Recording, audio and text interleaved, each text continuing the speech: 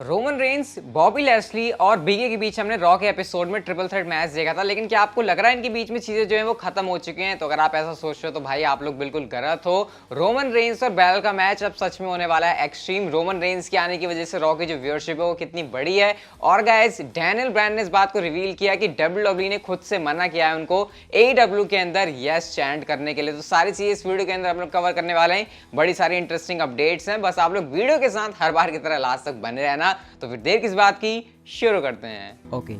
Hello chatters, my name is Rohit and you are watching Wrestle Chatter. सबसे पहले guys हम लोग बात करते हैं मंडे नाइट रॉ की व्यूअरशिप के बारे में। तो आपको पता ही है ना कि इस बार का जो रॉ का एपिसोड था वो अलग था, क्योंकि एक तो रोमन रेंस शो के ऊपर थे। रोमन रेंस दो बार मतलब मंडे नाइट रॉ के एपिसोड में मैच के अंदर फीचर हुए। कहाँ स्मैकडाउन के एपिसोड में वो हमेशा मैच नहीं लड़ते, भाई रॉ के एपिसोड में आकर दो बार उन्होंने रेसल किया। तो गाइस लास्ट वीक जो रॉ की व्यूअरशिप थी वो थी 1.670 मिलियन व्यूअर्स। लेकिन इस हफ्ते की बात करें तो रॉ की व्यूअरशिप में एक अच्छा खासा जंप आया है। 7.37% का रॉ का इस हफ्ते जो है व्यूअरशिप में जंप है। और इस हफ्ते रॉ को व्यूअरशिप मिली है 1.793 मिलियन व्यूअर्स। अब मैं ये भी नहीं कह रहा कि जिस तरीके से रॉ की व्यूअरशिप में जंप आना चाहिए था, मेरे हिसाब से मतलब जैसा मुझे लग रहा था वैसा कोई जंप है। लेकिन हाँ, रॉ की व्यूअरशिप पहले से कुछ हद तक बढ़ चुकी है। मेरे ख्याल से यार 2 मिलियन के आसपास रॉ की व्यूअरशिप आनी चाहिए थी, क्योंकि अब अगर सर्वाइवर सीरीज के लेवल का मैच पहले से एडवर्टाइज है, रोमन रेंस शो के ऊपर आ रहे हैं, बावजूद इसके भी रॉ की व्यूअरशिप ऊपर नहीं आ रही। तो भाई लोगों को चाहिए क्या रॉ के ऊपर? मुझे तो ये समझ नहीं आ रहा। मुझे तो कभी कभी ऐसा लगता है कि बहुत सारे लोगों ने शो के ऊपर गिव अप ही कर दिया कि रॉ पर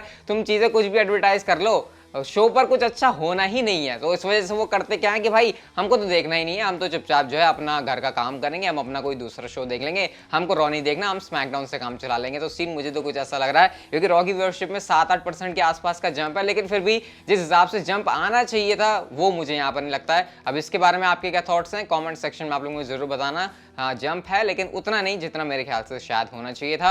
अगली स्टोरी की तरफ गाइस हम लोग चलते हैं। और यहाँ पर गाइस ट्रिपल एच के बारे में आपको पता था, अभी रिसेंटली उनका कार्डियक इवेंट हुआ था, जिसके बाद उनकी सर्जरी उनको करवानी पड़ी थी। और अच्छी बात यह है कि वो अच्छी तरीके से रिकवर कर रहे हैं। हमको ट्रिपल एच के बारे में पता चला है, तो भाई जल्दी से वो पूरी तरीके से रिकवर कर जाए, ये बहुत अच्छी बात है। तो गाइस ट्रिपल एच ने रिसेंटली ट्विटर के ऊपर ट्वीट करते हुए बताया कि किस तरीके से भाई जो उनको सपोर्ट मिला है, जिस तरीके से रिस्पॉन्स आया है ना पूरे डब्ल्यूडब्ल्यू यूनिवर्स की तरफ से। आप लोग ये वाला ट्वीट देख सकते हो जहां पर उन्होंने कहा, I have been blown away by the outreach and support from so many people, I am recovering, doing well. वो खुद से बता रहे हैं कि भाई सारी चीजें उनके साथ सही चल रही हैं। Specially grateful for Shawn Michaels and on the superstars and crew WWE NXT को भी उन्होंने यहाँ पर टैग किया हुआ है। Steph and the girls love the snacks, see you soon करके यहाँ पर उन्होंने यहाँ पर हार्ट वाली और हाथ जोड़ने वाली जो है इमोजी भी बनाई हुई है। तो यहाँ पर ट्रिपल एच तो भाई बिल्कुल ऐसे दिल उनका बाग बाग हो गया हमारे सपोर्ट की वजह से। तो हाँ भाई, ट्रिपल एच को हम सभी लोग काफी पसंद करते हैं। और वैसे भी जब ऐसी किसी के साथ चीजें होती है तो भाई हर कोई बंदा उनको सपोर्ट करता है। और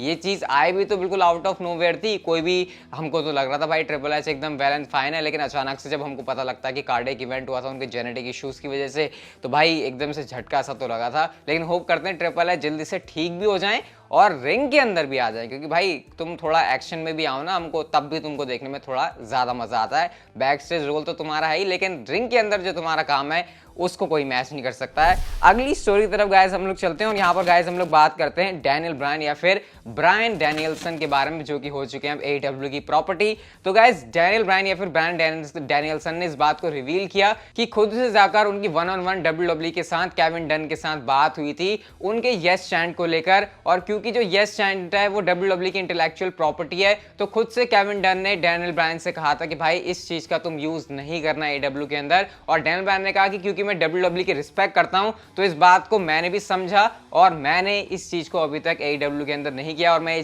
पूरी कोशिश करूंगा कि ये चीज मैं एईडब्ल्यू के अंदर ना करूं। उन्होंने कहा देखो, मैं लीगली बिल्कुल भी नहीं सोच रहा कि लीगली मेरे को इस तरीके से प्रॉब्लम हो सकती है, या फिर उन्होंने लीगली मुझे इस चीज को लेकर थ्रेट किया हो कि भाई ये हमारी प्रॉपर्टी है, तुम इसको कैसे बाहर जाकर यूज कर सकते हो। मैं उस बारे में सोच भी नहीं रहा हूं, क्योंकि ऑब्वियसली ऐसा डैनियल ब्रायन ने इसलिए कहा क्योंकि उनके जो रिलेशन है वो डब्ल्यूडब्ल्यू के साथ वो बहुत अच्छे हैं। इवन खुद से डैनियल ब्रायन ने डब्ल्यूडब्ल्यू को बताया था कि भाई मेरा नेक्स्ट मूव एईडब्ल्यू के लिए होने वाला है। तो भाई कितने आप देख सकते हो इज्जत वाले तरीके से डैनियल ब्रायन डब्ल्यूडब्ल्यू कंपनी छोड़कर एईडब्ल्यू में गए हैं। यहाँ पर अगर आप ऐसा सोचते हो कि उन्होंने धोखा दिया है या फिर सुपरस्टार से धोखे देकर जा रहे हैं जैसा हर एक सुपरस्टार के बारे में बोला जाता है, तो एटलीस्ट डैनियल ब्रायन के बारे में तो आपको ऐसा बिल्कुल भी नहीं बोलना चाहिए। तो यहाँ पर सारी चीजों को उन्होंने क्लियर किया। लेकिन हाँ, ब्रायन डैनियल्सन ने इस बात को जरूर कहा कि मेरे को ये चीज देखकर काफी अच्छा लगता है कि भले ही मैं ये चीज नहीं कर पा रहा, लेकिन फैंस इस चीज को कर पाते हैं, क्योंकि आपको पता है जब भी ब्रायन डैनियल्सन आते हैं AEW के एरेना के अंदर तो क्राउड जो है यस चैंट करता है। तो ये कुछ अंदर की बातें हैं जो भाई WWE और ब्रायन डैनियल्सन के बीच चली थी, और ये बात तो सारी सेट पहले से करके आ गए थे AEW में डेब्यू करने से पहले। और आपने देखा भी होगा अभी तक जो ब्रायन डैनियल्सन है उन्होंने यस चैंट किया नहीं है, खुद से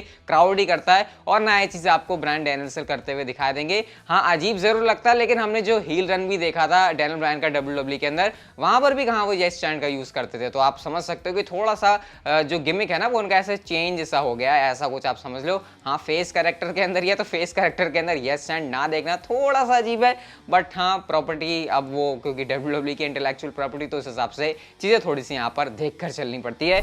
नेक्स्ट स्टोरी की तरफ हम लोग चलते हैं। तो गाइस यहाँ पर बॉबी लैशली ने एक बहुत ही इंटरेस्टिंग ट्वीट किया जो कि हमको बताता है कि आगे डायरेक्शन क्या होने वाली है बिगी की, बॉबी लैशली की और साथ ही साथ रोमन रेंस की भी। तो जो ट्वीट है गाइस वो आप लोग इस समय यहाँ पर आपकी स्क्रीन के ऊपर देख सकते हो। बॉबी लैशली ने अपनी पिक्चर पोस्ट करी हुई और यहाँ पर कैप्शन लिखा हुआ है we are not even close to done, और साथ में टैग किया हुआ है बिगी को और रोमन रेंस को, और हैशटैग यूज किया हुआ है WWE रॉ का। यानी यहाँ पर बॉबी लैशली ये कहना चाह रहे हैं कि भाई अभी कहानी खत्म नहीं हुई है हमारे बीच में। यानी बॉबी लैशली आपको पता है रॉ के एपिसोड में पिन हो गए थे। बॉबी लैशली सबसे ज्यादा खतरनाक दिख रहे थे रॉ के एपिसोड में, जिस तरीके से स्टार्टिंग में उन्होंने बिगी को भी स्पीयर लगाया था, रोमन रेंस को भी स्पीयर लगाया था। तो वो यहाँ पर क्लियरली अपना मैसेज दे रहे हैं कि भाई अभी हमारे बीच जो बिजनेस है वो अनफिनिश्ड है। अब किस तरीके से ये रोल प्ले करने वाला है, क्योंकि चलो बिगी के साथ तो समझ में आता है उनको WWE चैंपियनशिप चाहिए, लेकिन रोमन रेंस को भी वो टैग कर रहे हैं जो कि स्मैकडाउन के सुपरस्टार हैं। तो यहाँ पर कहानी काफी इंटरेस्टिंग होने वाली है। WWE ड्राफ्ट भी आ रहा है, तो भाई क्या होने वाला है यहाँ पर। मतलब WWE जिस तरीके से गाड़ी अपनी घुमा रही है, यहाँ पर ऐसा लग रहा है कि काफी सारे ट्विस्ट एंड टर्न्स आ सकते हैं। और वैसे भी जिस तरीके से रॉ के एपिसोड में हमने एक टाइप से इनके बीच में केमिस्ट्री देखी, भाई इन तीनों सुपरस्टार्स को साथ में काम करते हुए देखे काफी मजा तो जरूर आया, और ये पता चला कि ये काफी एंटरटेनिंग स्टफ डिलीवर कर सकते हैं शो के ऊपर। तो देखते हैं आगे इन तीनों सुपरस्टार्स के बीच क्या होता है, लेकिन डेफिनेटली अभी मामला यहाँ पर देखना काफी कुछ बाकी है हम फैंस के लिए, WWE यूनिवर्स के लिए।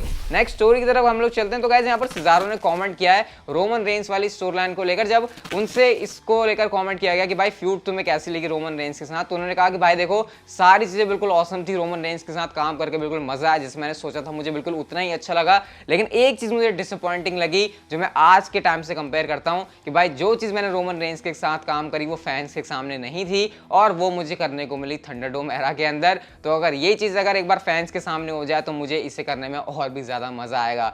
वैसे सिजारो की बात देखा जाए तो काफी हद तक सही है, क्योंकि सिजारो को हमने काफी ज्यादा पसंद किया। मेन इवेंट कैलिबर के सुपरस्टार रोमन रेंस के साथ आकर वो बने, सेथ रॉलिंस के साथ जीत उनकी जो मिली उससे भी उनको काफी हेल्प हुई। तो ये कुछ यहाँ पर सिजारो का कहना था।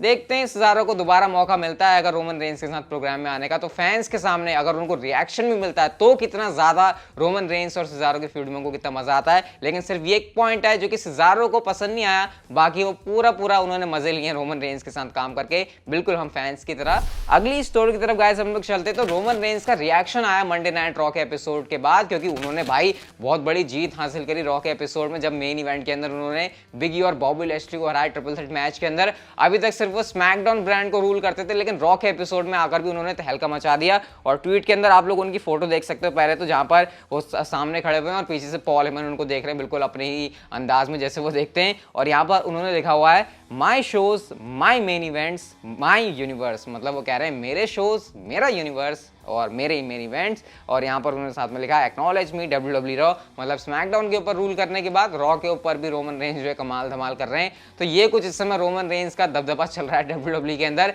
जहां आते हैं वहां अपनी छाप छोड़ जाते हैं। और रॉ के एपिसोड में भी उनकी वजह से हम लोग कह सकते हैं कि काफी ज्यादा एंटरटेनिंग चीजें हमको देखने को मिली। क्या आने वाले टाइम में भी WWE उनको रॉ के ऊपर फीचर करती है, ये एक बड़ा इंटरेस्टिंग पॉइंट रहने वाला है देखने के लिए, क्योंकि अगर ऐसा होता है तो शायद रॉ की भी जो दशा और दिशा है वो बहुत ज्यादा हद तक जो है सुधरती हुई दिखाई दे सकती है। खैर हम लोग चलते हैं हमारी नेक्स्ट एंड फाइनल स्टोरी की तरफ। फाइनली वो चीज हो चुकी है जो कि आप लोग मेरे से कमेंट सेक्शन में भी काफी बार पूछ रहे थे कि भाई एक्सट्रीम रूल्स पेपर व्यू है, ये बात बता दो कि चीजें तो एक्सट्रीम नहीं हो रही यहाँ पर, कुछ एक्सट्रीम रूल्स की स्टिपुलेशन कहां पर है। तो भाई सबसे ज्यादा जिस मैच के लिए आपकी एक्साइटमेंट है उसी मैच के अंदर WWE ने एक्सट्रीम रूल्स वाली स्टिपुलेशन को डाल दिया है, क्योंकि यूनिवर्सल चैंपियनशिप का जो आपको रोमन रेंस और डीमन फिन बैलर का मैच देखने को मिलेगा अब होने वाला है वो एक एक्सट्रीम रूल्स मैच। तो यानी कि इस मैच के अंदर जो आपको ड्रामा, एक्शन या फिर जो आप कह सकते हैं इंटेंसिटी, ब्रूटैलिटी, फिजिकलिटी, सारी चीज़ें ज़्यादा देखने को मिलेंगी। और इससे यहाँ पर एक नया दरवाज़ा भी खुलता है कि क्योंकि ये एक्सट्रीम रूल्स मैच है तो इस मैच में जो डिस्क्वालिफिकेशन है वो ऑफ हो जाएगी। तो ऐसे में यहाँ पर आपको जो अपना गणित है वो लगा लेना चाहिए कि इस मैच के अंदर आउटसाइड इंटरफेरेंस भी बहुत ही आसानी से हो सकती है। और क्योंकि गाइस आपको पता है WWE पास्ट में ऑलरेडी टीज कर चुकी है, क्या टीज कर चुकी है कि Brock Lesnar possibly show up हो सकते हैं एक्सट्रीम रूल्स के अंदर। तो यहाँ पर जो सारी गाड़ी है, मतलब जो सारी चीज़ें वो हमको एक ही तरफ इशारा कर रही हैं कि शायद इस मैच को लेकर WWE के सच में जो है बड़े प्लान्स हैं और शायद जो सारी की सारी अटेंशन है वो ये ग्रैब कर सकता है एक्सट्रीम रूल्स के अंदर। खैर इस मैच के अंदर क्या होगा वो तो जब ये मैच हो जाएगा तभी बात करेंगे उसके बारे में डिटेल में। लेकिन फिलहाल के लिए गाइस हमारी जो वीडियो थी आज की वो यहीं तक की थी। अगर आपको अच्छी लगी तो लाइक कर दो, चैनल को आप लोग कर सकते हो सब्सक्राइब और नोटिफिकेशन बेल को on, and see you guys in my next video.